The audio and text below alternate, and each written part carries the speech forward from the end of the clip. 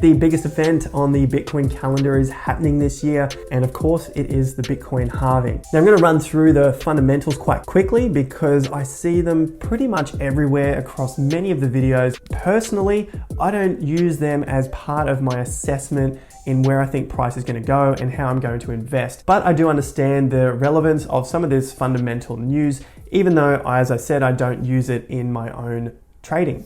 So let's run through those fundamental points quite quickly now, and you would know them pretty well as being through the bear story or the bull story. So let's start with the bear stuff, and the bear stuff can be around miner capitulation. Essentially what that means is that the miners who are mining Bitcoin will have to sell out of all of their Bitcoin come time of the halving because they won't have as much reward coming through when they do mine a block. So for that, it was just jargon. Basically, what the halving is the reward of Bitcoin, which is mined every 10 minutes or so, is halved from 12.5 to 6.25 as of next week. This is an event that occurs every 4 years.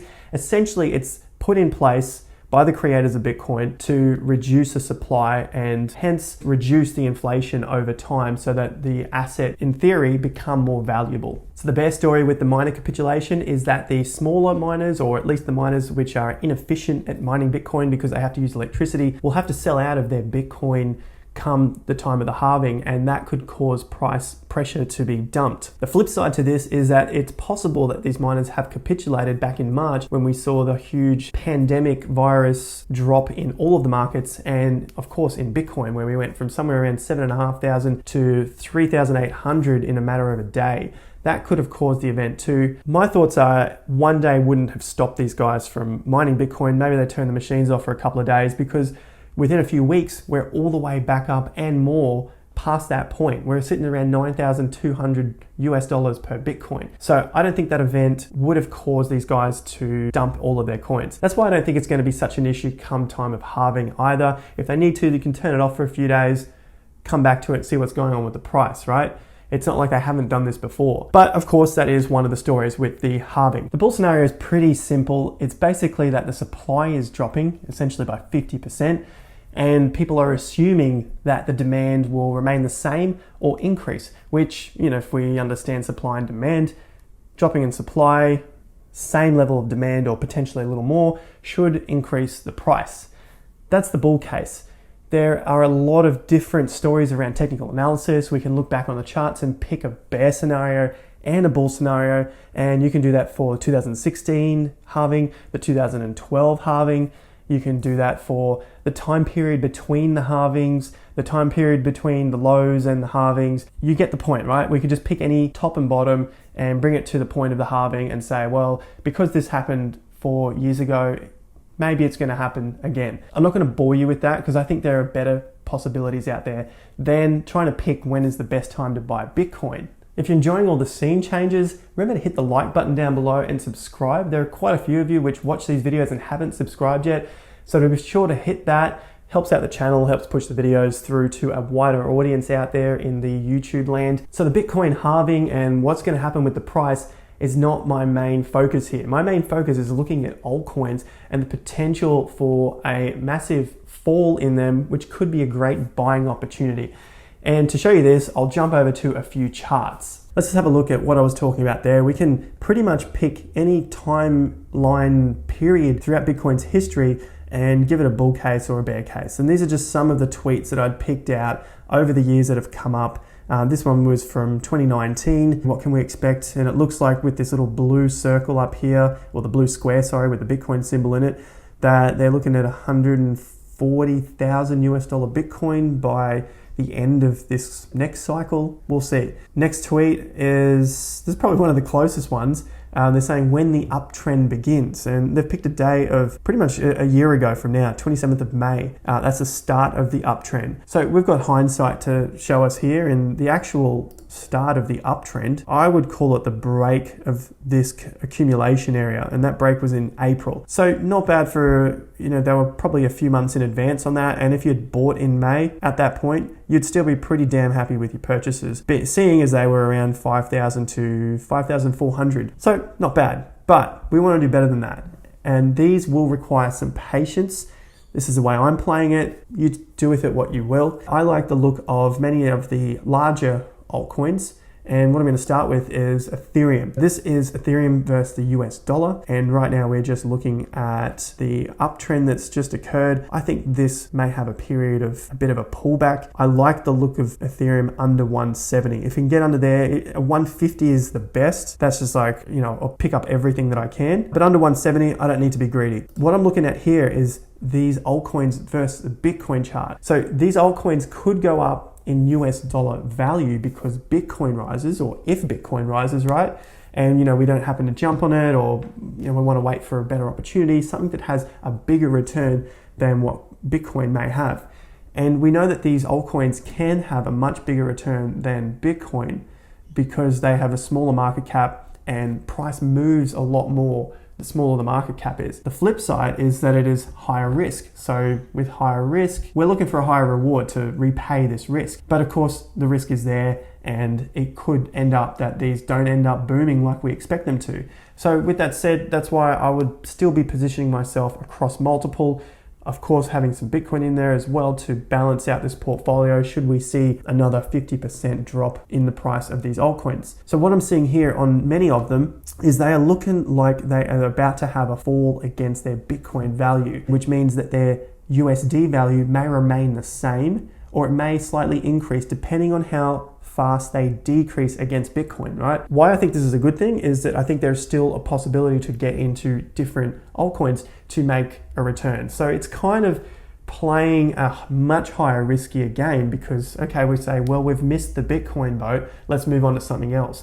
That's a very risky game to play, and you need to be aware of that and have your own strategy in play. I don't see it as that risky because I like the fundamentals of something like Ethereum, and I also like it technically as well. We've got a low, higher low, another higher low, but this is a lower top. So this is starting to get into a bit of a squeeze, and it may fall away from that. I don't know, but overall it's stronger than something like Bitcoin Cash. And we can see on Bitcoin Cash, it is coming back to the old levels, and that's at around 0.025 of a Bitcoin. And this looks like it may break through these lows. It may support it and bounce right back. Obviously we don't know. So this is where I would have my levels in, and I've got my watch list. I have my alerts. So you can see here the little dark blue, that's where my alerts are set. And so when that happens, when that price reaches that point, I'll get an email notification, and that'll set me up to go and do what I need to do. In this case, for Bitcoin Cash, I'm just watching it. I want to see that a bottom has formed and that we're going to go in the opposite direction. Now, I'm not expecting to be able to catch something like this where it just hit a low and then reversed all the way up. Sometimes that happens. But what I am looking for is something like this and then catching a longer ride like that, right? So that's a doubling of our Bitcoin value. So that's where I see the potential in a lot of these altcoins. Let's move across to BSV. In BSV, Bitcoin Satoshi Vision, this looks even stronger than Bitcoin Cash. I don't know why. I don't look at the fundamentals. I just focus on the technical analysis.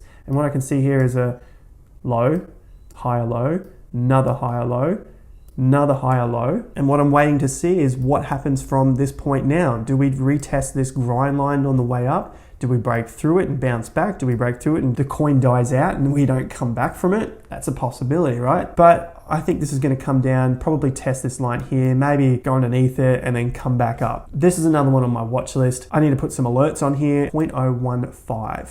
Right? So I think that's a pretty cool level. Psychologically, it's a nice round, easy number for people to think of. Plus, as I just saw here, it's old tops. So there's like old bottoms here, but then there's an old top just here and here and here and here before the breakout. So it's just another great psychological level and technical level. That's where I've got my alert. So let's go and set that up now. Set, boom, that's it. I'll get an email when that happens, if that happens, of course. If you're enjoying my crypto watch list so far, remember to hit the like button and subscribe. Many of you haven't subscribed already. I'd love to see you at the next video. Just a quick reminder, let's keep going with the watch list. Next one, Ripple. And Ripple was one of the darlings, and it probably still is with a lot of newbies because the price of the coin is quite low. doesn't mean that it is something that should boom when you understand market caps, which I'm sure many of my viewers do. So with Ripple, again, we can see it's hitting its lows that it touched on mid to late last year, and they're the lows again and again, and we've just about broken through all of them, and that could lead us to a nice little hefty drop to 1,500 sats, possibly even this low point of around 600. That's something to look out for. Let's throw on some alerts. I am going to be alerted when this breaks to a nice psychological number of 2,000 sats set, and then I'm going to set another one for 1,500 and then another one for 700, because I want to get in just before it hits those extra lows. So that's fine there, 700, that's enough for me on Ripple. Set and forget. Second last is Litecoin, and Litecoin is having an absolute struggle streak time against Bitcoin. I remember this time here, this was when it was going crazy, and this was because of its halving, Litecoin's halving. Look what's happened since the halving.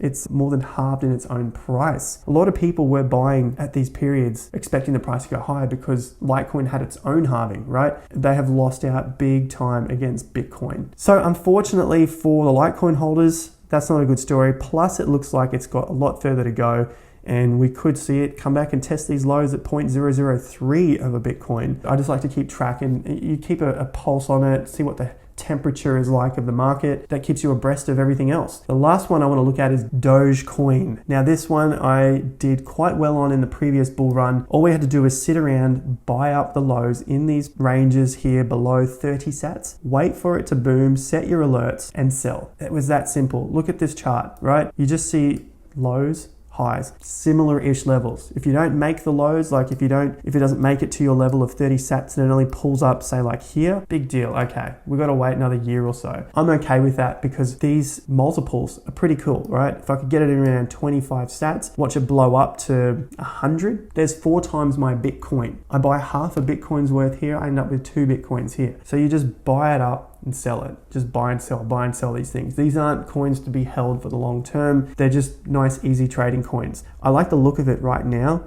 Something is going on here. Looks like there's quite a lot of accumulation. You can see this level is just squeezing and squeezing and squeezing. So I've already got all my alerts set here for Dogecoin. I'm just waiting on this now, and then I can put in some Bitcoin and hopefully see this thing blow up. So that's my take on the Bitcoin halving. As you can see, I'm not as interested in the halving itself, but the opportunities that are potentially presenting themselves. I just have to be patient, set my alerts, and then wait for these cryptos to get to that point that I'm waiting for, buy them up, and away we go. Now, if you're looking for something easy to get into these with, I have a link down below for a company called crypto.com. I use them often and also get interest on my cryptos with them. Go and check them out. Use the link. You get $50 if you sign up and purchase 50 of their tokens. I think the company is great as well. I wouldn't just mention it if I didn't think they were good. The easy thing with these guys is that you can just buy straight from your bank account into their wallet. So they have an online app, online wallet.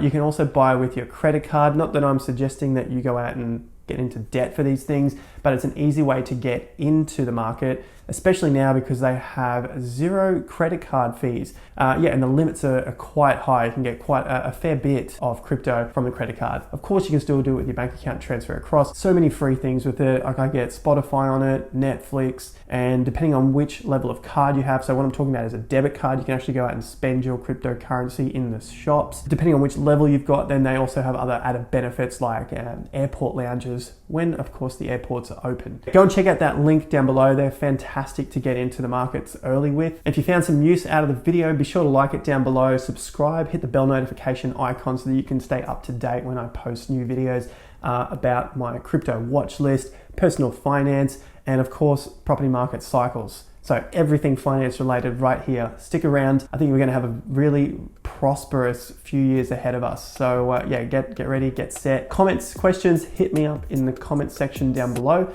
Otherwise, I'll see you at my next video and also on Facebook and Instagram. I've said enough. I'll see you guys at the next video. Remember, until then, have more fun to get more done.